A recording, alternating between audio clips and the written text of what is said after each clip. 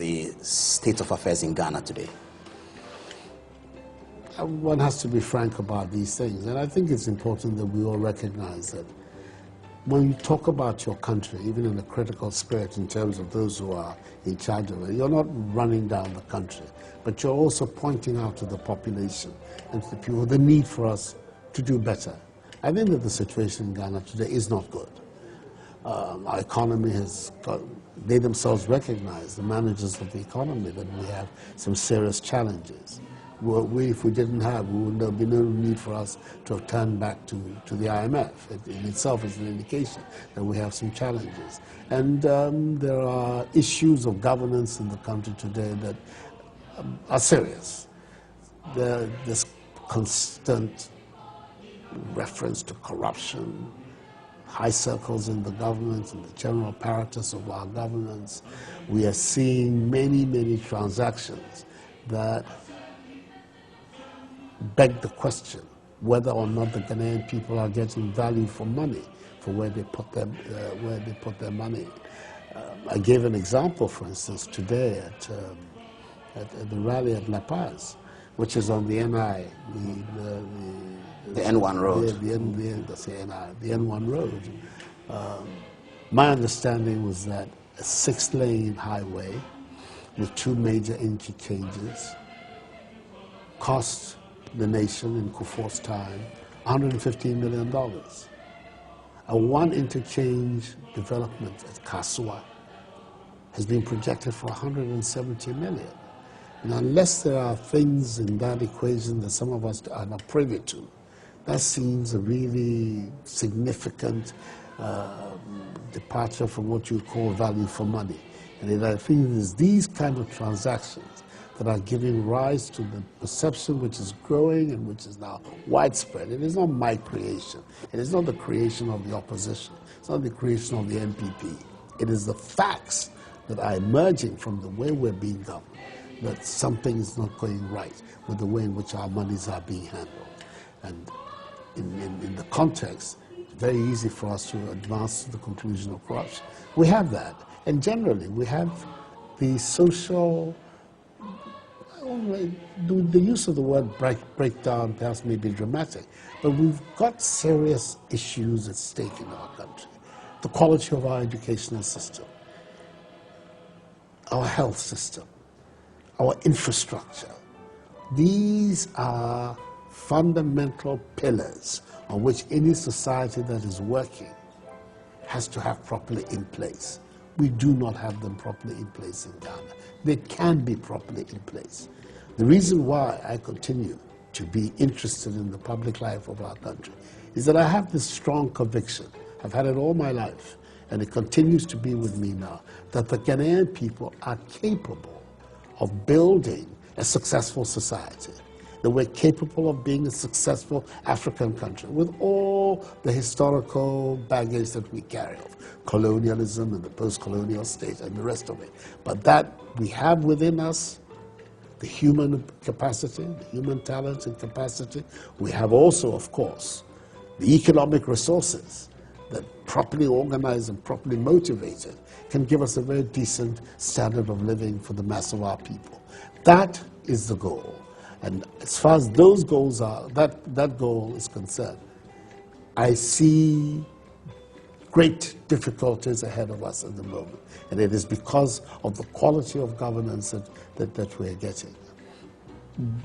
There will always be differences of view as to what is responsible for this or that. But I think that today, the hardships that our people are going through are hardships that have attributed directly to poor governance. To poor governance. And I believe that there are things that we can do something about. We can do something about it if we have people who are in government committed to giving value for money, for how our monies are spent. We secondly have a clear idea of what we need to do to make this transition from poverty to prosperity. How we can motivate our own population, the measures that we take that will inspire our population to take up the task of social and economic transformation. That is the task before us. And I don't see that task being successfully accomplished at this time in our history. You present a certain kind of paradox to any political scientist observing the national politics of Ghana, and especially within the NPP. Here you are as a very dominant figure of the New Patriotic Party, and you had 2 attempts as becoming president of Ghana, 2008 and 2012. You lost in both instances, but you still retain a significant, overwhelming popularity within your own party, and all things appear as if you would be elected once again to become the NPP flag bearer. Now, what's going to be different the next time you run for elections? You know? No, I think that first of all, the losses. Many people in the NPP have their own views about the so-called losses. But beyond that, there's nothing unusual in the situation in which I find myself. There are examples of it in other countries, even in our own country, of political leaders who present themselves twice, thrice, before they finally make the breakthrough to success. So in itself, there's nothing peculiar about my situation. It isn't as if somehow or other I am going through an experience that is unheard of. It's an experience that has been duplicated both on the African continent, in our own country, and of course many, many times in the history of the democratic worlds of the West. So in itself, there's nothing unusual about it. So much of politics is about the moment and the issues. And I believe that the persistence with which I have attempted to project a certain view of what could happen for us in Ghana, somehow or other, I sense that it is beginning to break through, and that people are beginning to appreciate that, yes, the statements that I have been making about how we can transform our country, the need for us to set ourselves that task of transformation, that they are not just the usual pity-patter of politicking, but that they represent a serious program of national development. And I see that that is what is critical. In terms of what we will do specifically over the ballot, well, we are working at many things. And for the time being, I think that the famous Good Evening Ghana should not be the first place in which I speak about these things. And I have to go through those things with my party people for. But definitely, you can't continue to do the same things. Largely because the times are always different. The circumstances of 2016 are not the circumstances of 2012. They're not the circumstances of 2008. They're not the circumstances of 2004 or 2000. Each one of the elections that we have present its own issues and challenges, and you have to try your best to respond to them. This brings me to the question of the Supreme Court situation. Now, this was the first time in the history of our 1992 constitution and new political arrangement that a losing candidate was taking advantage of the laws that present him or her to challenge the verdict of the Electoral Commission, and you did for a long time. And you had announced in a press conference, and it appeared on the documents, that the suit was by the New Patriotic Party and you and Jacob Echebelamte and others.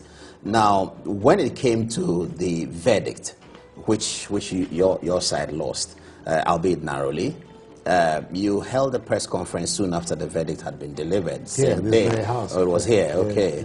Yeah. I remember your nice green tie. But you held a press conference and told Ghanaians that you were not about to go and challenge the verdict through a review process, which was applicable and it was allowable. You decided you were not going to do that. Eventually, when the verdict was assessed by lawyers, they came to the conclusion that it was a very, very close verdict, and that a review may have given the legal structures of our country and the history a better perception of what the court really was saying, that you had usurped the authority of the party and jeopardized that process. Why did you take the decision quickly to say that I wasn't interested in a review? These are strong words, usurping the authority of the party. And that's not the way in which I saw it. First of all, immediately it happened, the three of us had an opportunity to discuss it, and especially the third plaintiff, petitioner, who was the national chairman of the party, that my view was that really, having regard to what had happened, this 8 months where the country had been on such tenterhooks, and the potential, because it was always there underlying the judicial process, beginning from Obraspot, the possibility that if the whole matter wasn't well managed, it could get out of hand. The establishment of democratic institutions in Ghana has been what has given my meaning to my life's work as a politician and a public figure. And I think that whenever the choice is there as to which way we go to maintain, first of all, the peace of our nation, and secondly, the opportunity for democratic values and democratic institutions in our country to become firmer and more firmly entrenched, that is the choice that I will always make. When the case came to it, on the 29th, I believe the country itself was on a knife edge. That was my sense of it. I wasn't in every home, I was in the court, and from the court came here. But my sense of it, and this is one of the things that you're required to do when you're a political leader, is to make your own assessment as to what the spirit, the mood, the standing of the people are at any given time. I sense that continuing to drag out the matter could bring more problems for us than we would. It's all very well today, on hindsight, to say, yes, it may have been better to test the quality of the judgment that was given by the Atuguba court. And the opportunity obviously was there for it to be done. We would have had to have the same court with 2 judges added to it, and a 5-4 majority can be overturned in that process. We've seen that happen in our judicial history before. But you weigh that against the societal moment, the tension, the worry, in some ways almost expectation that Ghana was on the brink of something. Those were the calculations that I made. And it is one of the burdens, the supreme burden of leadership, when there come moments that you have to make a decision and take the consequences of it.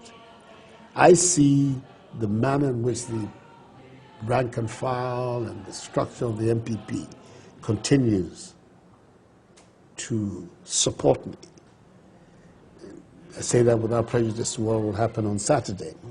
But the manner in which the MPP people react to me and support me, that basically they supported the decision that I took. Yes, there was no formal meeting of the National Council to decide whether or not we should apply for a review or not. But I felt that the decision to go or not to go was something that had to be taken immediately. And I thought that not going inured better to the stability of our nation and the window that had been opened by the Supreme Court case to develop our institutions and the culture of our governance. And that is the way in which I reacted. I don't believe, I think that if, for instance, there had been serious dissension or differences of opinion about what I had done in the MPP, and you know this is a party which is very open, I think that it was within the scope of the party that all kinds of further decisions could have been taken. People could have asked for a meeting of the National Council to debate the validity of what I had done. All of those things were there. I think that the fact that they weren't done, and that by and large the party went along strongly with what I had done, meant that I had responded to what the feelings of the party people were. And also, I believe, and that at the end of the day is really what matters, to the overall interest of the Ghanaian people. Because it is that which, at any one stage, determines the validity of what we do, what is in the public interest of the Ghanaian people. And that has to be the supreme consideration. I took that decision at the time because I believed it was in the interest of the Ghanaian people that this litigation and all its ramifications should be brought to an end.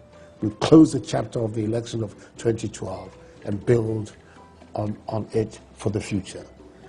I don't know. It's always very difficult. I'm sure posterity will be the best judge. Well, absolutely. But for the time being, I think I've not done badly. You're watching an exclusive interview of Good Evening Ghana with Nana Addo Addo, the 2012 MPP flag bearer for the 2012 presidential election. Now, all indications on paper seem to point to the fact that you will be elected in an overwhelming vote on Saturday. In fact, you were in the primary one. But there are concerns about the unity of the MPP at this stage, and that has happened to many political parties. But in particular at this stage, there are concerns about the unity within the MPP. You are thought to be one of the principal figures in the MPP, President Kufuor as well, national executive, former national executives. If you were to win the contest on Saturday, it will be again back on your shoulder to act in ways that will unite the party. Do you find yourself capable of being able to achieve that? Absolutely. First of all, I think that much of the talk about disunity in the MPP is hype, and is also a misunderstanding of the processes that take place in any normal democratic political organization. We are not robots in the MPP, and we were founded on the principle that we are not robots, that we all, can think independently. We're bound by certain fundamental values. We're bound by our belief in the principles of democratic accountability. We're bound by our belief in the market economy as the most productive form of economic organization you can have. We're bound by our commitment to social justice, making sure that everybody in Ghana gets a fair crack of the whip and given an opportunity to make something of his or herself. Those are the general values and principles that has made us into the MPP, that has brought us together under the Dankwa Domo Buzia tradition. But at any one time, there will be differences amongst us as to particular strategy at a given moment, leadership. Those are matters that are always at large. What has mattered and what has kept the MPP together and continues to keep it together, and I'm sure will continue to keep it together, is that when those decisions as to leadership, as to strategy, as to the way forward, are made, are concluded, in the manner in which the party's own principles and law, constitution and culture permits, it allows the party to form itself around it, and we go forward. That there are factions in the MPP, there's nothing so unusual or strange about it. I don't know any of the parties here on the West African coast or in the Western world, in the democratic countries of the Western world, which are monolithic in the way in which all the leadership or the people think. It is never the case. What matters is that there are mechanisms and there are systems within the party which allow people to come together. But sir, surely, and I believe macho men going to the MPP office. Those are incidents. Names being pulled are not ordinary incidents. Those are unfortunate. But none of us have really sat down, at least publicly, to really sort of dive into what were the occasions. They were not, and they are unfortunate. They're not also very usual events in our party. They've happened. We are trying to contain them. I believe that so far so good. I think that regrettable incidents, you don't wish them away, but you try to find a way to situate them. I believe that that is what is being done, and that the general atmosphere in the party, from the rank and file upwards, is a very positive one.